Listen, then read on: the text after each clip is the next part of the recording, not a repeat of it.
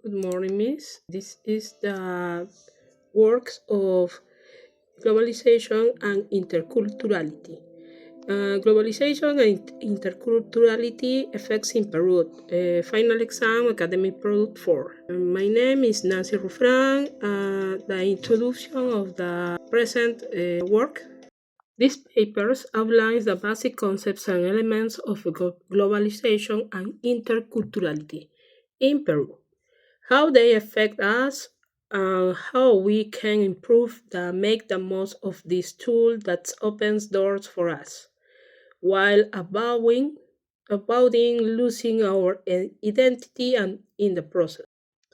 What is the globalization? This is a term that establishes a concept about the integration of the world economies, mainly in terms of trade and financial flows. It is also related to the migration of labor and the transfer of knowledge and technology across international borders. In 2025, Peru is the 83rd position in the 2024 GCI World Ranking, with 50.1 points, which represents an advantage of 10 positions compared to data collected in 2017. Interculturality is the behavior of individuals of urban groups in navigating between cultures. It involves knowing how to relate to members of different cultures with whom one interacts. Effects in Peru, positive. Freedom of choice, lower costs, reduced costs, more competition, technological development. This is in economy. Negative, developed countries in position reduce of raw materials, economic imbalance.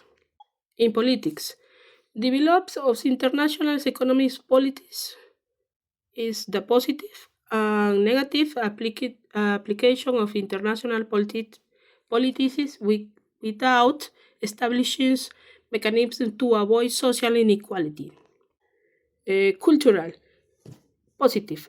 Cultural exchange, tourism, attraction, and improving international communication.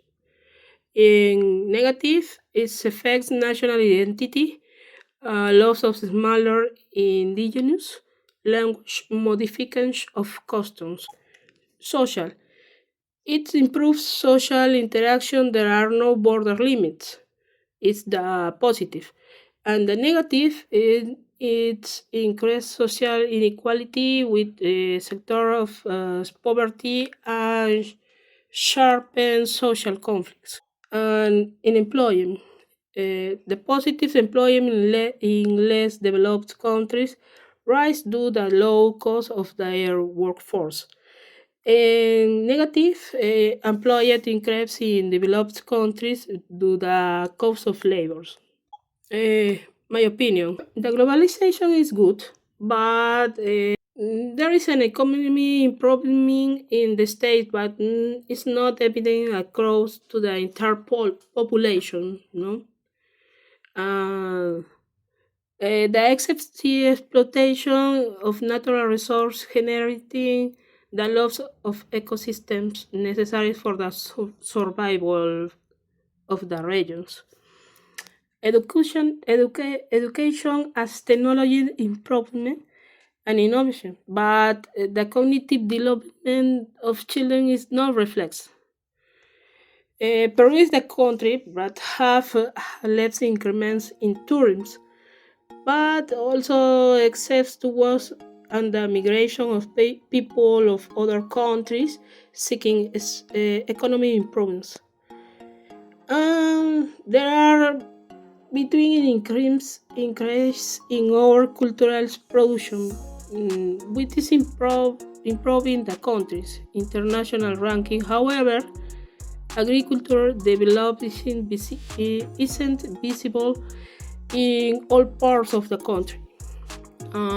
Solutions proposed: improve tariff policies in sport products and support producers with knowledge and technology.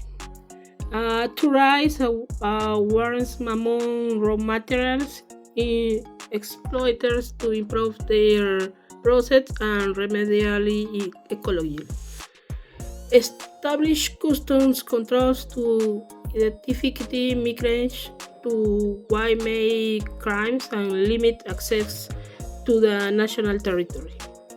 And impose sanctions on tourists who harms tourist areas and environment, raising awareness among visitors to maintain the ecosystem's optimal conditions.